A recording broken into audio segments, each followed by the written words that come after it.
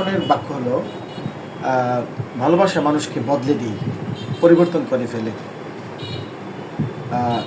এটা আগে ইংরেজিটা বলি, তারপরে ঘটনা কম।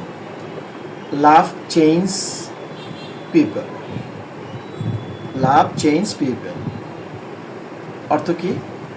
ভালোবাসা মানুষকে বদলে দিই। আচ্ছা, যেমন দেখেন, একটা দেখবেন যে এটা স্বাভাবিক ঘটনা, একটা ছেলে যদি খুব এডিক্টেড বা খুব বাজে প্রকৃত একটা মেয়ের ভালোবাসা পাইলে সে ভালো হয়ে যায়, অথবা ছেলেটা জুয়ারি, নেশাখোর, মদখোর, সব কিছু মিলে বাজে, কিন্তু ভালো একটা বিয়ে করছে, বউটা পাইয়ে সে ভালো হয়ে গেছে।